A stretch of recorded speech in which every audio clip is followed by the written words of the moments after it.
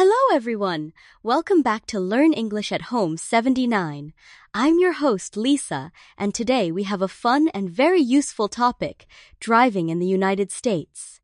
Have you ever wondered what it's like to drive in a different country, or what rules and customs drivers follow in America? Stay tuned, and don't forget share your own driving experiences in the comments. Hi, Lisa. Thanks for having me. I'm Mark, and I remember how confusing it was when I first drove in the US. There are so many rules, and even the driving customs are different from my home country. That's a great point, Mark. Before we get into our story, let's let our listeners know we'll be explaining some important vocabulary words along the way. So, listen carefully and try to guess the meaning before we explain. Ready to start? Absolutely. So, in the US, many people are really dependent on their cars to get to work or school. In fact, most American workers spend an hour driving every day. Now let's pause here and explain the word dependent.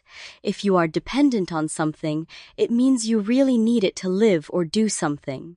For example, many people are dependent on their phones for information. Right, and this dependence also means that US cities are often built for vehicles, not just for people walking or biking, so having a car is almost necessary in many places. That's true.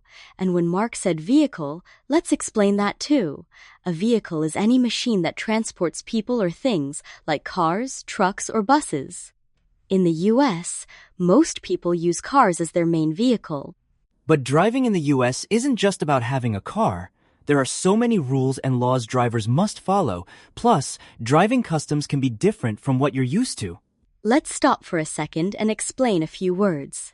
First, rule means an instruction you must follow, like stop at a red light. Law is a rule made by the government. If you break a law, you can get into trouble. And what about custom? A custom is a way people usually do things, but it's not a law. For example, in some places, it's a custom to let people merge into your lane, but you don't have to by law. Great explanation, Mark. Knowing both the rules and the customs will help you drive safely and help you understand other drivers' actions. If you want to drive in the US, you first need to go to your local Department of Motor Vehicles, or DMV, and take a written test to get your learner's permit. Let's talk about a few words here. Department is a part of the government or a big organization that does a special job. The Department of Motor Vehicles is the office that gives out driver's licenses. And a permit is an official paper or card that says you are allowed to do something, like practice driving. The DMV gives you a learner's permit before you get your full license. And a license is a card that shows you are allowed to drive by law. Without a license, you can't drive legally in the US. To help people prepare for the tests, the DMV has free booklets you can get, or you can access the information online and even take a practice exam. Now let's explain booklet. A booklet is a small book that gives you important information. The DMV booklet tells you what you need to know to pass the test. And access means you can get or use something. So if you access the information online, it means you go on the internet to find it. Preparing in this way helps people feel ready for their tests. Prepare here means to get ready for something, usually by studying or practicing. After you get your permit, you can have a friend teach you to drive or pay for classes at a driving school. But you cannot practice driving by yourself. Do you know what practice means? It means to do something again and again so you can get better. When you practice driving, you drive with someone who can help you learn.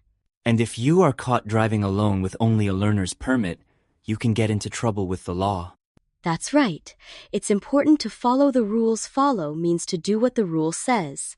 If you don't, you could get a fine, which is money you have to pay as a punishment. Once you get your driver's license in one state, you can use it to drive anywhere in the US. Wherever you go, you'll see signs posted along the road indicating the speed limit. Let's talk about sign. A sign is something you see, like a board with words or pictures that gives you information.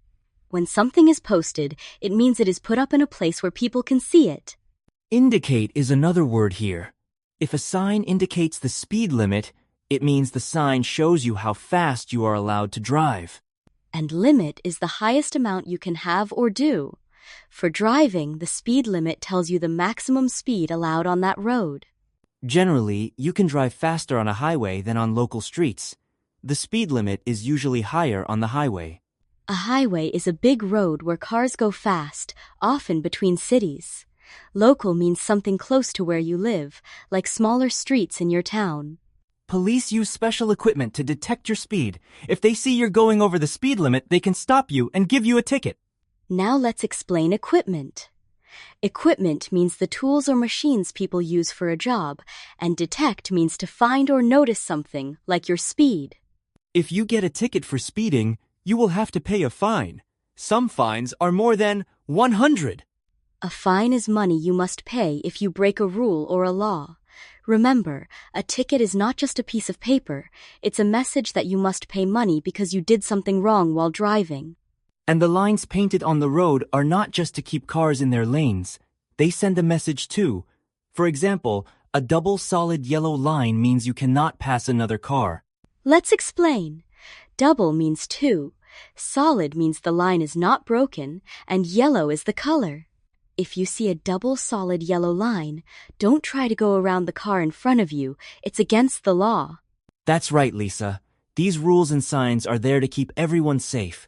If people don't follow them, accidents can happen.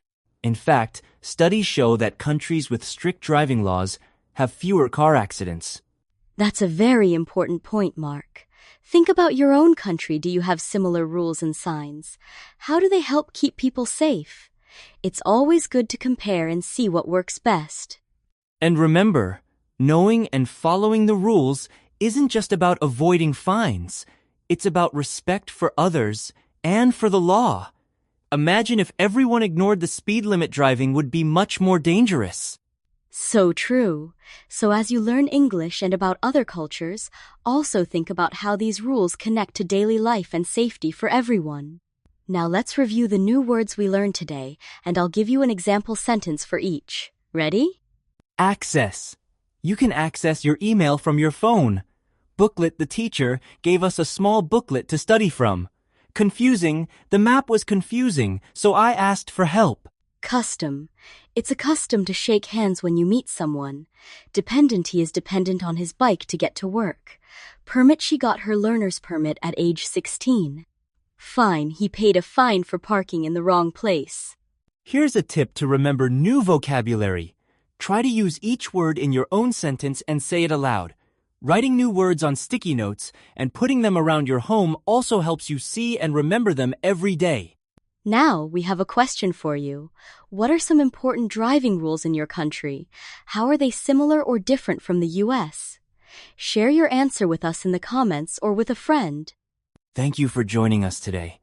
Remember, learning English takes time, but if you practice a little every day, just like driving, you will get better and better.